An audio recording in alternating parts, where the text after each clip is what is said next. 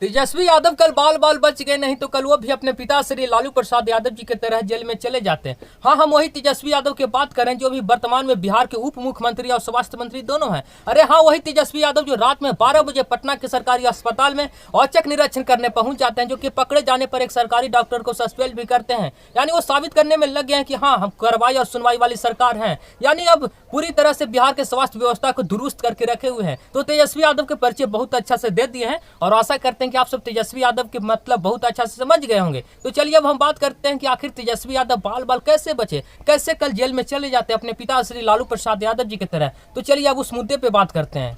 आप सभी को बता दूं कि तेजस्वी यादव के ऊपर एफआईआर होता है सीबीआई के द्वारा, यानी बीजेपी के द्वारा। कल तेजस्वी यादव को दिल्ली कोर्ट से बुलावा था। कल तेजस्वी यादव दिल्ली कोर्ट जाते हैं। दिल्ली कोर्ट में जैसे ही बैठते हैं तो फिर सीबीआई के वकील के द्वारा कहा जाता है कि तेजस्वी यादव जी अब जो भाषण दिए उस भाषण में अमर्यादित भाषा का प्रयोग किया गया है, यानी डराने धमकाने वाले भाषण दिए हैं। तो फिर तेजस्वी यादव के वकील के द्वारा कहा जाता है कि जी नहीं, तेजस्वी यादव कहीं भी ऐसा भाषण नहीं दिए जिसमें डराने धमकाने वाले सवाल उठे, यानी अमर्यादित भाषा का प्रयोग नहीं किए हैं। तो फिर तेजस्वी यादव जी उठ के कहते हैं कि महाशय, हमारे ऊपर जो आरोप लग रहा है डराने धमकाने वाले, इस प्रकार के भाषण हम नया नहीं दिए हैं। इस प्रकार के भाषण 2013 में नरेंद्र मोदी जी देते थे। उस समय नरेंद्र मोदी जी विपक्ष में थे, सीबीआई के खिलाफ इस प्रकार के भाषण देते थे। उनके ऊपर क्यों नहीं कार्रवाई हुई, हमारे ऊपर क्यों हो रही है? तो तेजस्वी यादव के तो यहाँ पर बच्चा बुझा जा रहा है, लेकिन मोदी जी आपके भी चच्चा हैं, अच्छे अच्छे को गच्चा कर दिए हैं।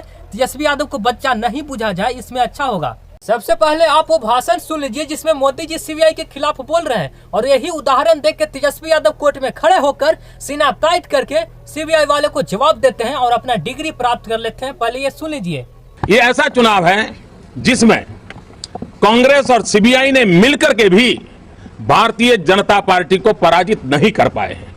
ये वो तेजस्वी यादव जी कोर्ट में खड़े होकर सीना टाइट करके मोदी जी का यही उदाहरण देते हैं और अपना डिग्री प्राप्त कर लेते हैं, और सीबीआई वाले को कोर्ट में ही शर्मिंदा करते हैं और अपने खुशी खुशी जीत के घरे चले आते हैं। कल पटना में राबड़ी आवास पे जश्न मनाया जाता है, खुशी मनाया जाता है, लड्डू बांटा जाता है, मिठाई बांटा जाता है। तो देखिए अब हम भी अपने मन से कुछ बोल लेते हैं। देखिए ये सब सारा षड्यंत्र है बीजेपी के द्वारा, क्योंकि बीजेपी को बिहार में कुछ रह नहीं गया, रह गया तो सिर्फ लालू घराने पे कार्रवाई करने के लिए, आरोप लगाने के लिए। देखिए भारत के पहला ऐसा पार्टी जो सब दिन जेल में ही गया है। तेजस्वी यादव को बच्चा बुझा जा रहा है, लेकिन मोदी जी आपके भी चच्चा है, अच्छे अच्छे को तेजस्वी यादव जी गच्चा कर दिए हैं।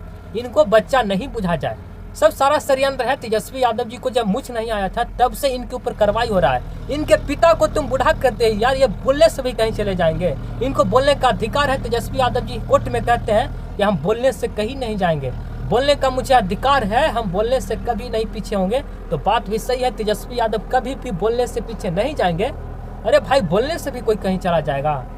बाकी आप क्या सोचते हैं? आप भी जरा अपने विचार को कमेंट में रखिएगा। बाकी सब नमस्कार, आदाब, सलाम, प्रणाम।